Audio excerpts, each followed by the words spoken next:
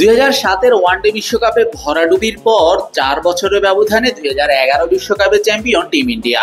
শুধুই মহেন্দ্র সিং ধোনির ক্যাপ্টেন্সি যে বড় ভূমিকা রেখেছিল তা কিন্তু না, ব্যাক স্টেজ থেকে সেই সাফল্যের অন্যতম বড় কারিগরের নাম গ্যারি ক্র্যাস্টেন।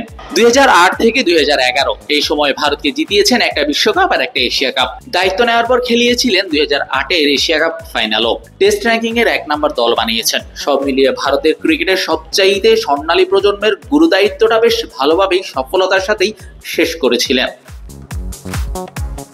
ফ্র্যাঞ্চাইজি ক্রিকেটে নিয়মিত কোচিং করে বেড়ানো ক্র্যাস্টেন এবার নিলেন পাকিস্তান ক্রিকেটের দায়িত্ব। তবে সেটা সাদা বলের 2 ফরম্যাটের জন্যই। এবার তার ছোঁয়ায় বদলে যাবে পাকিস্তান ক্রিকেট, এমনটাই মনে করছেন তার অধীনে সাউথ আফ্রিকা এবং আরসিবিতে খেলা তারই স্বদেশী এবি ডিভিলিয়ার্স।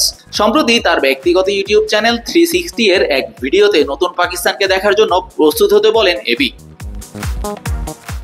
আমি শুধু একটা কথাই বলতে চাই, আরো গোছালো পাকিস্তান দলকে দেখার জন্য প্রস্তুত হন কিছু খেলোয়াড়ের নিজেকে শীর্ষে তুলে ধরা দেখতে, যারা বিশ্বমঞ্চে নিজেদের জানান দেবে এবং খেলাটাকে পরবর্তী ধাপে নিয়ে যাবে। পাকিস্তান সাদা বলের ক্রিকেটে খুবই প্রতিদ্বন্দ্বিতাপূর্ণ দল হয়ে উঠবে।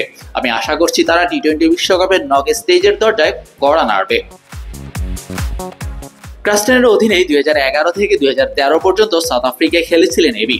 ইন্টারন্যাশনাল ক্রিকেট ছাড়ার পর আইপিএল এ তার তত্ত্বাবধানেই আরসিবির হয়ে খেলেছিলেন মিস্টার 360। কোচ হিসেবে ক্র্যাস্টেন কতটা ফ্রেন্ডলি এবং ক্রিকেটারকে কিভাবে নির্ভর রাখেন সেটাই স্মৃতিচারণ করলেন ভিলিয়ার্স। আমি তোমার মতো ভালো নই, শুধু তোমাকে সঙ্গ দিতে এসেছি, সেটা হোক চাপের সময়, ভালো সময় কিংবা মন্দ সময়। সাউথ আফ্রিকার কোচ হয়ে আসার পর ঠিক এটাই বলেছিলেন আমাকে, যেটা তিনি ভারতেও করেছিলেন, যেখানে তিনি 2011 বিশ্বকাপটাও জিতেছিলেন। সবাই দেখেছে ওই ভারতীয় দল কেমন উন্নতি করেছিল।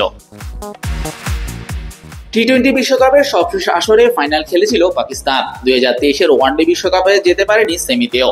তাই তো ক্র্যাস্টেনের সামনে অপেক্ষা করছে অনেক বড় একটা চ্যালেঞ্জ। শাহরিয়ার শাওন, স্পোর্টস বাংলা।